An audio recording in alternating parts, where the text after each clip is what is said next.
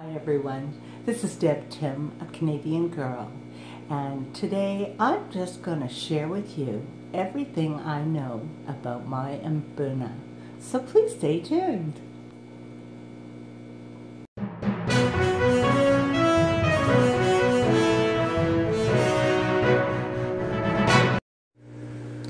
This is my 75-gallon African Lake Malawi Mbuna community. As many of you know, my heart lies with the Mbuna of Lake Malawi. There are so many beautiful haps and peacocks, but nothing quite does it for me like the Mbuna. Mbuna means rockfish in the language of the Tonga people living in eastern Africa. This name refers to the species Haplochromine, which is made up of 12 genera. Genera refers to the biological classifications within a species group. Mbuna are one of the smaller cichlids, maturing between 4 and 5 inches, although some have attained 6 inches within an aquarium setting under good care. These cichlids are hardy and aggressive, doing well in numbers. Minimum tank size is 40 gallons, although the bigger the better. Tank setup for the Mbuna would be a soft sand substrate, as they are diggers and can injure their mouths when digging in a sharper or larger substrate. It's also important to include some rocks, creating caves and crevices and swim-throughs, as this replicates the natural habitat these rock dwellers prefer. Live plants are not recommended, as they will quickly uproot them, eat them, or just make mess. However, they do fine with artificial plants, giving the smaller cichlids extra places to hide.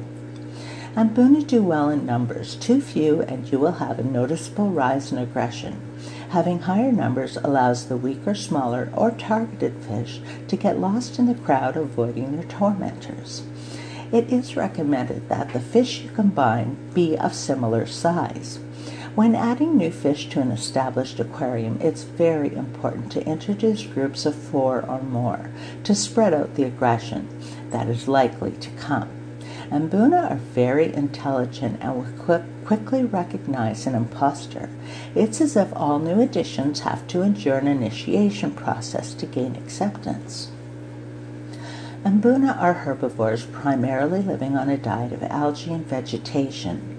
In an aquarium setting, Mbuna do well on veggie-based pellets or flakes. There are many varieties on the market. It's important to read the labels and find the best balance to meet all their requirements. We all need a measure of protein in our diets. It's good to supplement their diet with the occasional offering of brine shrimp, bloodworms, earthworms, or spirulina as additional protein, although once a week would be best.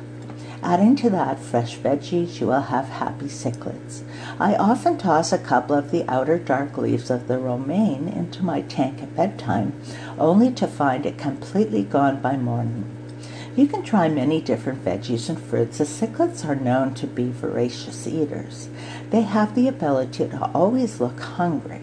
Do not let that fool you. It's best to allow them even a day or two of fasting each week. The Mbuna of Lake Malawi are mouth brooders. This simply means that the female will incubate her eggs in her mouth until they are free-swimming fry and able to survive on their own. The males and females are very interesting to watch while spawning. Turning in a circle, the female drops an egg or two, then follows the male while he emits milt over the eggs to fertilize them as she picks them up, and the circle continues. The males have spots on their anal fin, which are called egg spots. When turning to pick up her eggs, the female will try to pick up the egg spots as well, mistaking them for eggs. This encourages the male to emit milt for the female to take in with her eggs for fertilization. Once the breeding is complete, the males have no more to do with rearing the fry. The first signs of life occur on the 7th day when the eggs hatch, showing their eyes and tails of the fry. As they grow, by the 15th to the 16th day, they will be free swimming. The mother will continue holding the fry for about another week before releasing them. Mbuna are not just one of the most colorful fish in the world. With their vibrant colors, but they also display amazing behavior. Each tank will have a clearly defined hierarchy that all members of the community must fit into. There will be a tank boss or dominant male who rules. There will also be a subdominant male as a second in charge. The tank boss will claim a territory in the tank where he only allows females to enter.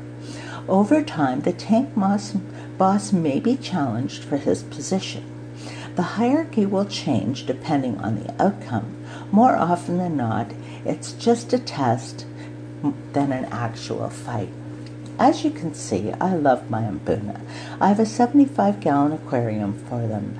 I like to overstock my aquariums and have Uber filtration to enable me to do that. My community is made up of anywhere from 33 to 40 Mbuna, depending on their size.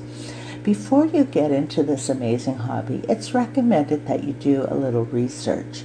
Find out what the fish require in care and expense, but more importantly, the demands put on you. African cichlids are wonderful, but they are an addiction. So until next time, this is Deb Tim signing out. Thank you so much for watching. I hope you have an excellent weekend, and I'll talk to you soon. Bye.